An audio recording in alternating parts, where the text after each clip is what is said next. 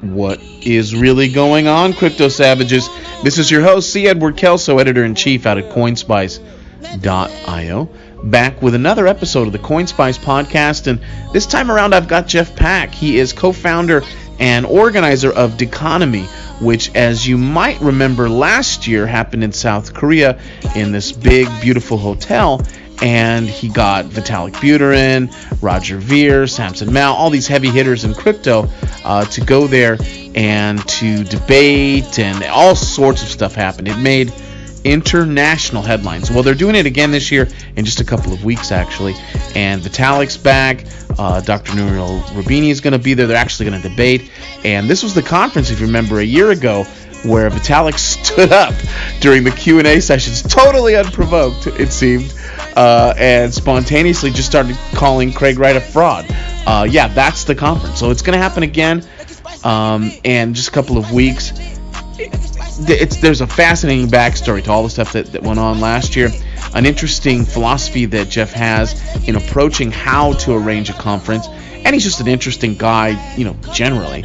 If all that wasn't enough, and that seriously is the reason I had him on, at the end of our taping, at the end of the episode, we started chatting, and he said, hey, I want to get more CoinSpicers there. And he offered half off of the ticket price, which is pretty generous, if you pay in Bitcoin Cash. So, and I swear we did not arrange that. I did not say, come on the show, but you got to give us a deal. I probably should have, but I never said anything like that. I just wanted him on because he's an interesting guy, and obviously Deconomy rules. So I wanted him on for selfish reasons, but you wind up benefiting. So if you have any interest in going to Seoul, South Korea in a couple of weeks to see some unbelievable guests, by listening to CoinSpice, you get half off if you pay in Bitcoin Cash. There's a couple little steps you got to take. Make sure you mention CoinSpice and make sure you pay in Bitcoin Cash. But without any further ado, a really fun episode. You get a lot of background on the conference. Here is Jeff Paik.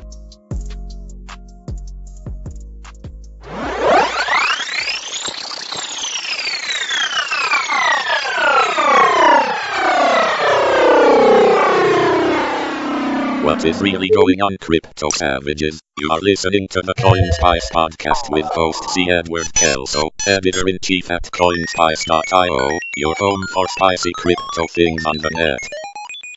Well, first off, man, I was a giant fan of Deconomy last year. It just kind of blew up in my face. I just saw it everywhere. Everybody was talking about it. It made headlines all over the world, which is pretty incredible, especially considering that it was your first go at it.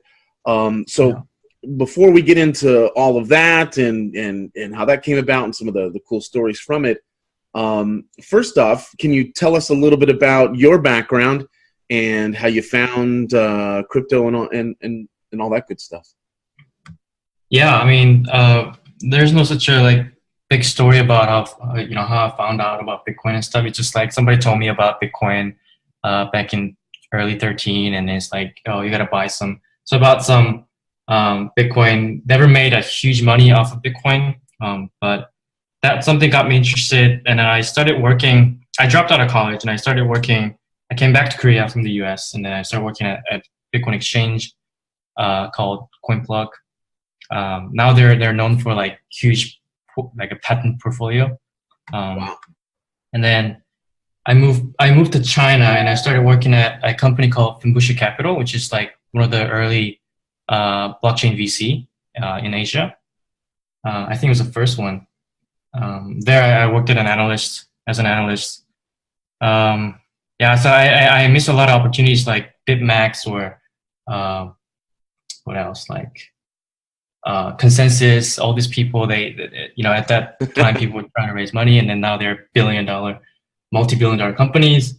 We all missed that opportunities. Oh shit. And I got a job at R3, which is the blockchain consortium, banking consortium, and I worked as a business development in Korea, onboarded all the banks in Korea, and then I moved to I had to hire a senior person. So after I hired my boss, the R3 hires my boss. I had to move to the project level, so I got to work with central bank or commercial banks on the permission ledger project. And then I started like in Korea. I started a startup, and one of the startup is Deconomy. But I think I followed sort of like every trend that people talk about throughout the years, like 2012, 13. Everybody was talking about Bitcoin, and then like altcoins came in.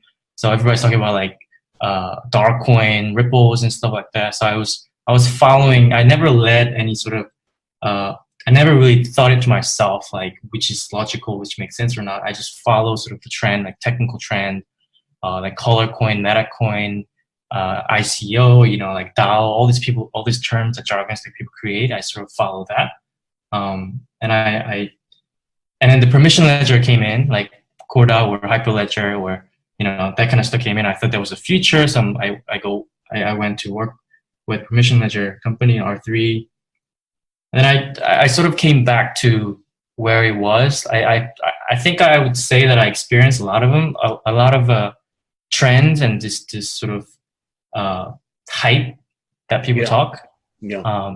But I also witnessed that how a lot of them don't make sense or you know, it was just a hype, right?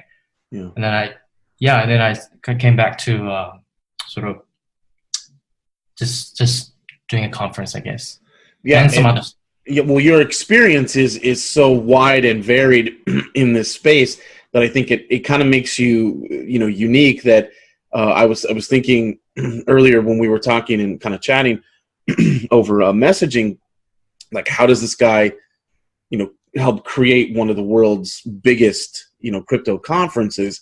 It just didn't. The two didn't seem to jive. And then now, as you explain it, I mean, you've been through everything. I mean, you've seen the entire cycle, both from, you know, being a hobbyist or an enthusiast to the technical side, to the business side. So now it makes perfect sense. So how do you stumble on? So Deconomy is a, you know, again, a world famous conference now, or gathering, however you want to phrase it. How does Deconomy come about? Last year, how does that even take shape? Well, so it was a really small project. I mean, we wanted to bring like interesting people. I think that's actually very important key component when you run a conference. Like you have to bring interesting people, regardless of how popular or reputable they are. So I wanted to just bring my friends, like friends or someone that I like or I research. I didn't really care about like title or social reputation or anything like that. I just wanted to bring interesting people, and it sort of grew as we prepared how big it could be. And a lot of things that so I hate conferences. I hate going to conferences. I never learn anything from conference. Exactly. Which is the whole point of a conference, right? It's just 99% of the conference are just sales conference. They go up there and talk about their product, how great they are, their growth chart and everything. What do you like? Why do you even pay money to go and listen to someone bragging their company or knowledge, right? That's so important, because it always gets me as to why people plunk down, in some cases, thousands of dollars to go to these conferences. Yeah. Just they're paying for a giant info. Basically, they're paying to, you know, be advertised to. So yeah, no, you hit it right on the head. So that also makes sense as to why I think that first Deconomy was very successful. Some of the people you got there were pretty big. Now, I think I told you when we were talking before we started taping here, last year around this time, give or take, the market was, I mean, it was definitely, you know, obviously coming down relative to where it had been late 2017. But Bitcoin Core BTC was still at about $9,000. So there was still some talk, you know, there was massive fluctuation, but it, you know, there was still a lot of kind of hype around the idea. And you were able to get, like you say, some pretty interesting people I remember, well, Vitalik Buterin of Ethereum was there, Craig Wright of Nchain. You had Roger Ver of Bitcoin.com, Samson Mao. This is just a small part of who you got. How hard was it to get these guys? Oh, it was it wasn't that hard, actually. I mean, the reason why conferences suck at conferences is because they don't know how to bring people. So I think this chat is going to turn out to be like, how to run conferences or something. So what I figured is that you have to, so speakers, especially crypto speakers, right? Cryptocurrency, people, they made a lot of money. They have a lot of money in their pocket. So no one is motivated by the money or incentive from the conference to speak at conference. So we never paid a dime to speaker last year. So how do you, why do even speakers come to our conference? Yeah. So the reason they come to conference is to meet other speakers. That's the only reason, right? Nobody's has this desire to sort of be seen in the public and have this, overcome the fear to speak on the public and then to look good. That kind of desire doesn't exist in really reputable people. The only reason why these speakers go is because they can hang out with other speakers. So that's interesting. So the key point is that you got to bring interesting people in order to bring more interesting people. Who was the first kind of big name that you were able to snag for Deconomy, and then that maybe led to other big names? Who was the first that sort of jumped out to you and said, okay, yeah, I think the biggest contribution was Davy Chow. So Davy Chow, he tried to invent Bitcoin, right? I mean, he DigiCash, eCash, that was predecessor of Bitcoin. And he's sort of not in public anymore. He doesn't go to a conference and speak. He just sort of disappeared. So I researched his phone, his email, and then he replied. And then I had a 2-hour call about what we're trying to do, why it's important to emphasize the people who laid the foundation for this whole cryptocurrency industry. You can't, people need to learn. It's not necessary, but it's really fun to learn about pre-Bitcoin era and the history behind it. So David Chow didn't even talk about blockchain or cryptocurrency. He just talked about the history of digital money, right? How banks reacted and how it all started. That kind of stuff was intriguing to me. And then I knew that maybe the public doesn't know much about him, and it's just a really, really good key component is that you don't really have to worry about the audience, right? You don't have to worry about whether or not the audience know this person, because speakers recognize each other. So if you bring David Chow, I knew definitely that other speakers might be interested in meeting him, because no one can meet him. Now he's into the blockchain and he goes around to the conferences a lot. Wow, what a brilliant idea. Yeah. Yeah, back then he was very, very non-public person. So it's really important to bring that sort of key figure. So I think this year I would say it's Phil Zimmerman, which is the creator of PGP. Right, and wow, that's huge. Yeah. So David Chow becomes the sort of the link, and then you're able to kind of reach out to other people who maybe at first or maybe not taking you all that seriously, and say, hey, I've got this guy. He's going to be there. It'd be great if you were the, sort of thing. And so does it just kind of steamroll? Does it just kind of go downhill? Uphill from there, or whatever, however you want to, whatever the metaphor is. Do people just start saying, yeah, because so-and-so is there, you start to notice that everybody now wants to be a part of it? There are a lot of strategies and work behind the scene, but I guess that's fundamentally that is it. But you need to identify who knows what there's. So this is what I struggle at the conferences, right? Because conferences or conference organizers, maybe the founder of the conference knows the industry well, but they don't work, right? They tell their minion to work on organizing and inviting people, right? So these people may not have a deep experience or know the context of the industry, like who's talking what and that kind of stuff. That's why like people who really know and have been following the industry needs to directly be involved and invite people. So a lot of them just are invited based on their title. So if you invite people just because he's C-level, like, and he may not know, he or she may not have subject matter expertise. The C-levels know how to manage the company or the project or not, but they may not have a specific subject matter expertise on a certain topic. So like if I want to have a panel on the topic of identity, right? Then I need to know who actually knows about identity, whether over the C-level of a identity startup. You know what I mean? Right.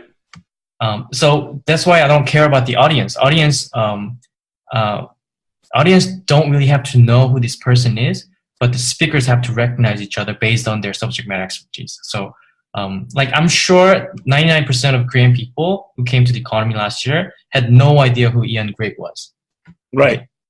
He's the pioneer of triple entry accounting and recording and contract. All this background didn't really mean anything to the audience, but a lot of speakers knew Ian Grigg, and it would be good to hang out with him, have a drink, or talk about all kinds of stuff, right? So yeah, it's just got to bring a real subject matter experts together. And they hang out, right? Yeah, and it's interesting because looking back at that first Deconomy, I believe it probably was the last time that Roger Ver of Bitcoin.com and Samson Mao of Blockstream ever appeared together publicly on stage. And it became and you actually moderated that, if I remember correctly, right? Yeah. Yeah. That became for a lot of reasons, not only for what happened on stage, but also what happened through the actual audience Q&A. But going back to Roger and Samson's panel, or I should say discussion or debate that you moderated there, I think that goes to the heart of what you're saying. So obviously Rogers is fairly well known, especially in Asia, and Samson as well. But they're also, whether you agree with one over the other, or wherever you sort of sit on that debate at the time, those two really do know what they're talking about. I mean, they are deep experts in their field. What was it like being on stage with them and getting them together? I mean, Samson and Roger, they've been talking cats and dogs for a long time on Twitter, right? So it was really fun. I mean, it initially started with like 2 versus 2 debate. So Bitcoin Core, Bitcoin Cash, that kind of debate. But the other two sort of at the last minute it dropped off. So it had to be just 1-on-1. But it's just that I love how conferences, there has to be some sort of conflict, otherwise it's no fun. Totally. So every topic that we covered last year and also this year, like if we don't find anyone that is sort of can sort of object that their opinion and actually counter argue some of the parts, like that's just not fun if that doesn't happen, right? That's totally boring, and you're just being sold to. So it was great. I think a lot of the then Bitcoin Cash community thought that Roger did very well, and a lot of the Bitcoin Core community thought that Samson did very well. I think you managed to kind of please both sides and at the same time agitate them, get them talking. It became very memeable, and we got to see their personalities, both in terms of how they handle themselves publicly, the rhetoric, the actual debate tactics. I found it fascinating, and it was a genius move. Was there as much tension on stage as it appears from the video? Like it seemed like these guys really do not like each other. Oh yeah. They do not like each other. A lot of sarcasm, a lot of name calling and stuff like that, and it's hilarious. I mean, I mean Samson and Roger. Besides them, like Vitalik calling Craig Wright a fraud, that was just a blessing for me, right? More conflict, more fun stuff, better. That was incredible. So you obviously didn't anticipate that, right? So no. He was in the audience. So Vitalik Buterin, the co-founder of Ethereum, and Wunderkind, and sort of this. Everybody thinks he's a genius, and he has, I think, up until then at least, a very non-confrontational. Hey, Crypto Savages, this is C. Edward Kelso breaking in with a quick and very shameless plug. CoinSpice.io is a feisty pirate ship. We depend to rely on almost entirely organic growth, which means our audience really does the marketing for us, and there's nothing more powerful than word of mouth. If you read an article you like on CoinSpice.io, if you listen to a podcast and you enjoy the content, or if you're just pissed, please promote us on social media, wherever you're at, wherever that is, whether it's Reddit, whether it's YouTube, Telegram, you name it, Twitter. Like us, retweet, all that great stuff. You can always find detailed show notes for every podcast on the corresponding page at coinspice.io. There you'll find links to our respective podcasts, your favorite platform like iTunes. Please give us a rating. Please give us a subscribe. You know all that good stuff. It helps the pirate ship remain afloat. It keeps us going. We appreciate it. As always, you can contact me personally if you have questions, concerns, you want to hear from a particular guest, you have a news tip, at Kelso, K-E-L-S as in Sam O, at coinspice.io. Thanks again for listening. We sure do appreciate it. And back to the episode. Reputation. He is considered, kind of above it in some sense. Yeah. And then as it's going, it's in the Q&A, and I guess Craig Wright had made some statements prior, had made some things that triggered Vitalik, and I'll let you take it from there. What actually happened? Yeah, I mean, Craig Wright wasn't even on the stage, right? So Craig Wright spoke, and right after that, the Samson and Roger had a debate, and during the debate, at the last minute of the debate, I asked questions. I asked a volunteer to ask questions, and Vitalik didn't ask questions to Samson and Roger. He asked directly to Craig Wright, which was right before the debate. So, it was hilarious. Like, Joseph Poon said, I wrote the white paper of Lightning. I have no idea what you're talking about.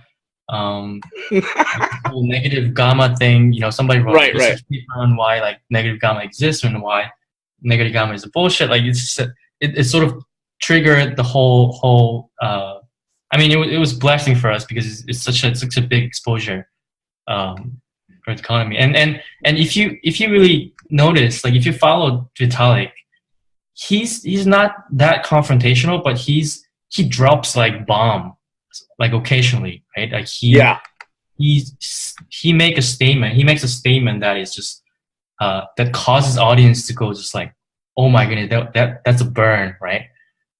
So he's really good at that. That's what I'm expecting. Vitalik and Nouriel Roubini debate, that he would do the same. He would drop some really burning bomb. I'm looking so forward to that, which we're definitely going to get to.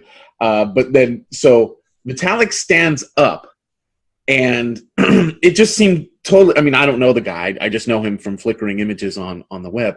But he stands up, and he quite clearly is agitated. It's sort of the I'm going to be silly and call him a geek, but kind of a nerd way of if he was drunk and ripped off his shirt and said, "Let's go, bro, let's fight." Sort of, he doesn't do that, but it's sort of the nerd equivalent of that. and he stands up. Yeah. This man's a fraud, and I can't believe he's invited to conference. Everybody's letting him speak. I couldn't see if he was shaking because the video from one of the conference goers was a little kind of grainy or whatever, but he was not happy and standing up and going after him, and the audience immediately splits. Right, some are clapping and cheering, and others are getting mad. Was like, did anybody say anything to you? Did anybody blame you for that? No, like everybody just came up to me and say, "Hey, I'm sorry about the incident." Like saying, like, thinking that Vitalik calling Craig fraud is a bad thing to me. But no, it wasn't. It was just really fun. I mean, the whole point of conference is just to have fun, right? Like, I don't want to make it like so too serious or professional. I mean, it's a crypto. Like, you gotta have some fun there. So yeah, so yeah, a lot of people came up to me and said it was a bad thing. But I never really thought of it as a bad thing. I mean, it kind of is a socially like an insult, because I invited a specific person, and this guy is saying that this fraud shouldn't be invited.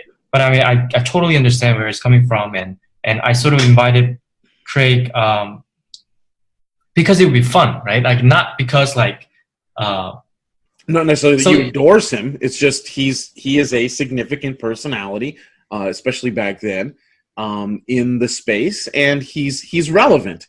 You're going to leave it for your audience and your conference goers to make the ultimate decision. You're not going to make it for them. You're just going to say, hey, you're telling me this guy is irrelevant? Like, obviously he plays a part, whether you like it or not. He plays a role. So now here's your chance to talk to him. And it came from Vitalik Buterin, of all people. Yeah. So that was hilarious. And I think a turning point for a lot of people in the space who maybe were kind of sitting on the sidelines, and they didn't want to say much, or they had some kind of misgivings towards Wright, and Vitalik kind of gave them permission to maybe speak a little freely on their just on the basis of his reputation. So I think it did a lot of good, even if it was considered somewhat rude. But that's, again, like you say, sort of the point of having this open dialogue. So that was at a go ahead. That's the best thing that could ever happen to me. And that was at a hotel last year, and there's much more that went on. I'm reducing it down to this, this one little battle and scene, but there's a ton of stuff that happened. But that was at a hotel last year when the market relatively was booming compared to what it is now, I guess, and you can take that either way.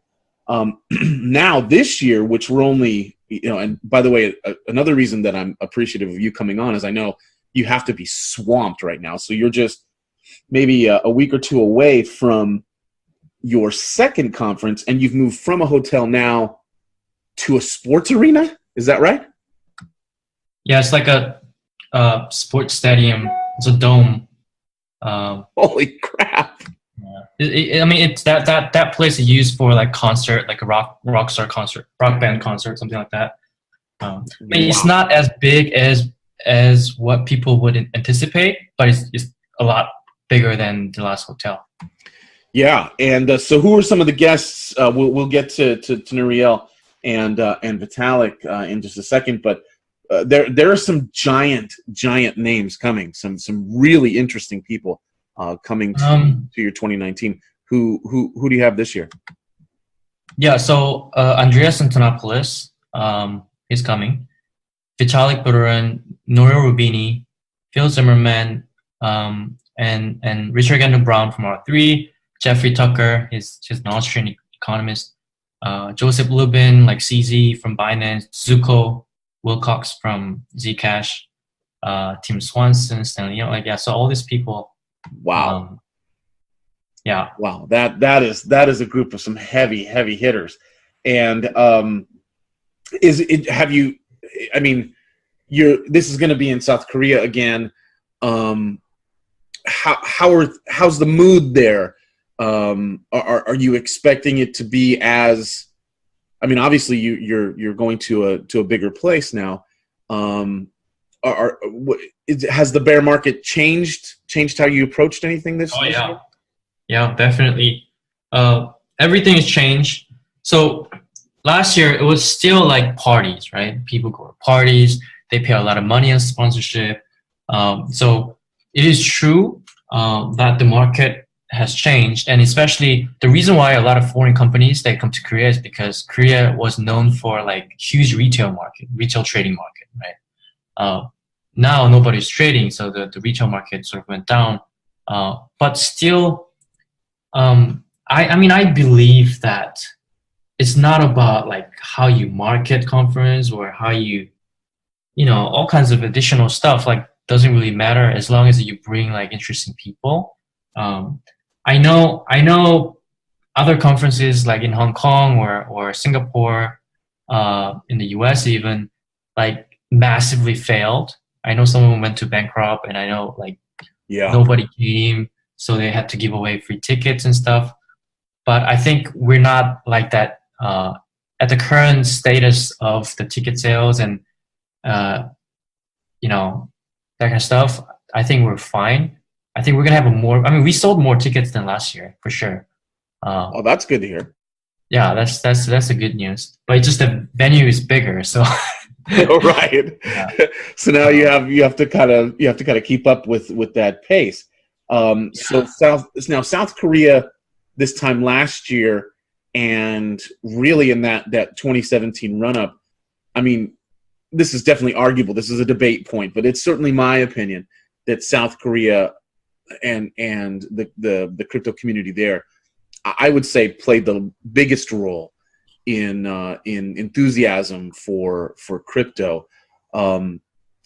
So I think when the market turned and their enthusiasm waned, I think that also was a giant contributor to sort of the animal spirits, everybody kind of moving away from the market.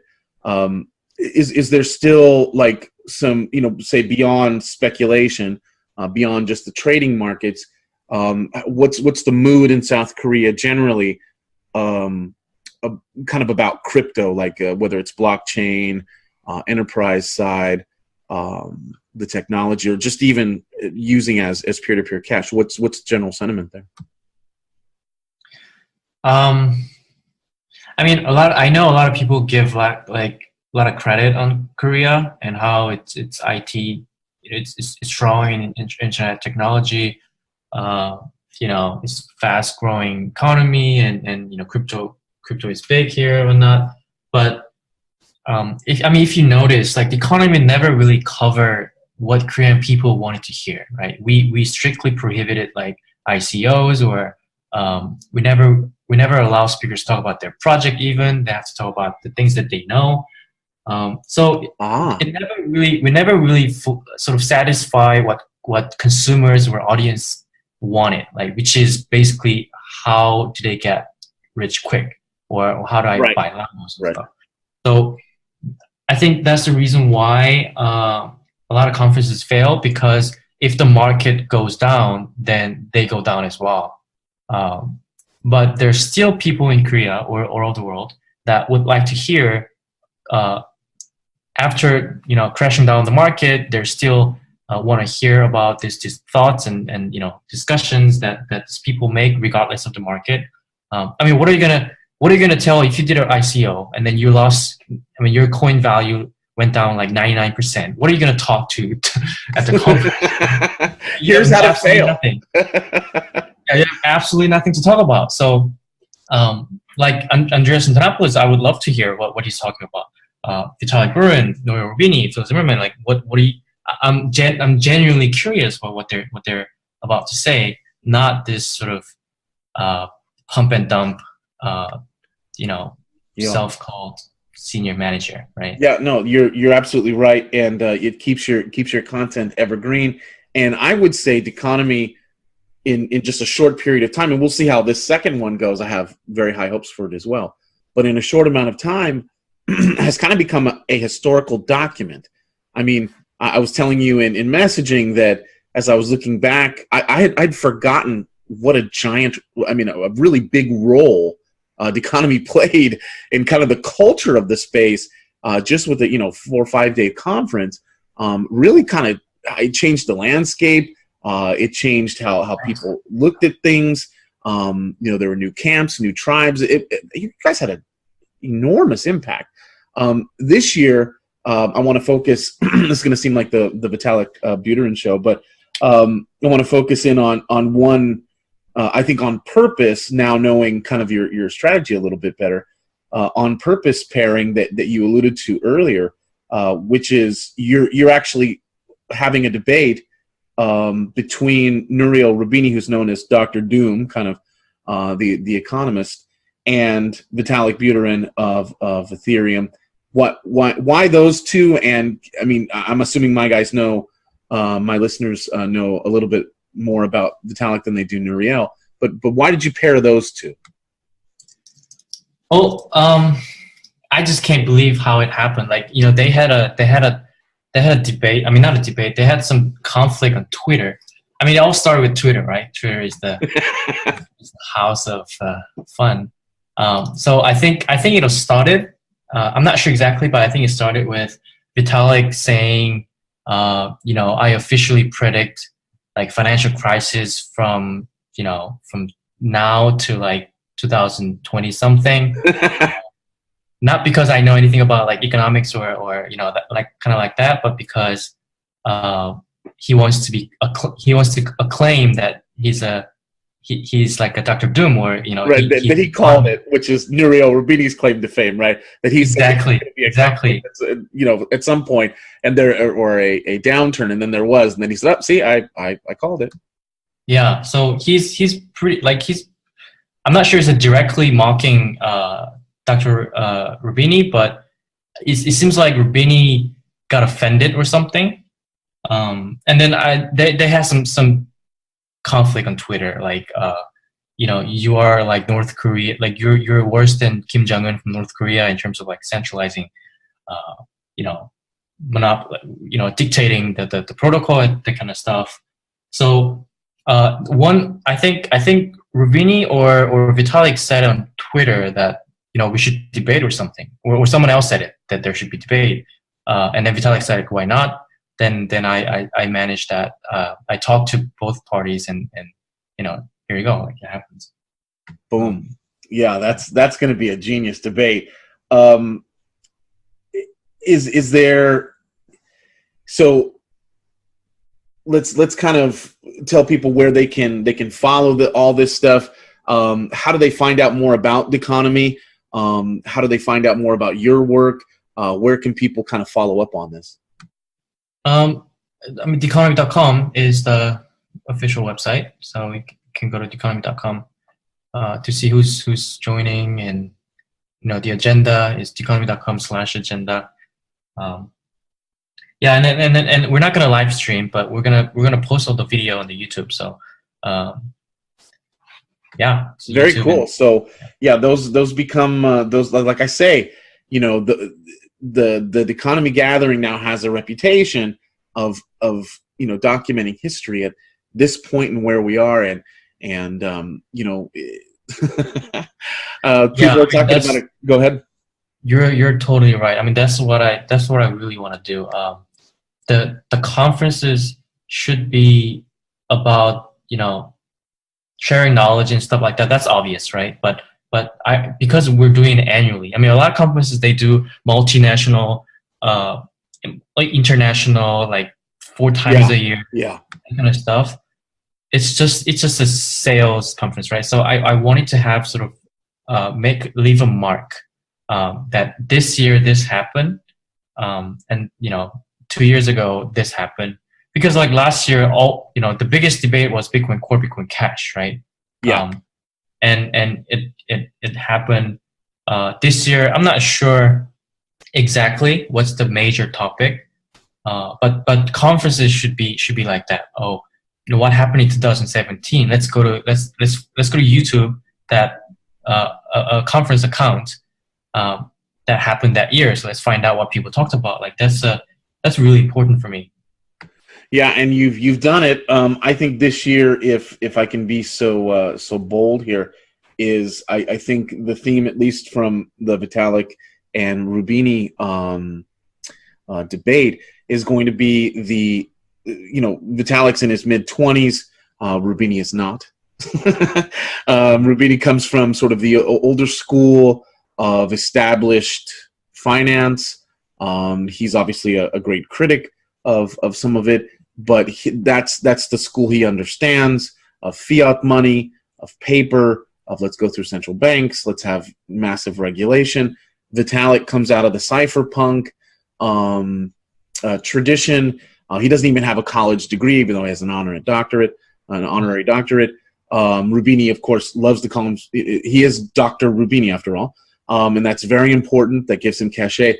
There is a giant clash of worlds and worldviews and generations will be sitting on that stage. So I think you guys are going to make history again.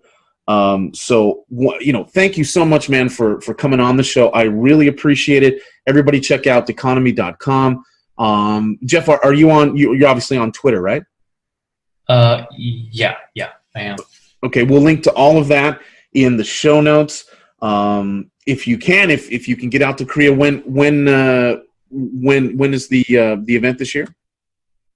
April 4-5. All right, so it's coming up. It's days away. Yeah. Get out there, see it. This is the place where you can literally see crypto history, financial history, being made, and right. You're not going to be shilled to. You're going to walk away learning something. You may see Vitalik Buterin just lose his mind on stage, tear his shirt, and jump on Rubino. No, I'm joking, of course. It should be a really fascinating time. So thanks again for coming on. I'm rooting for you guys, and best of luck. All right, thank you.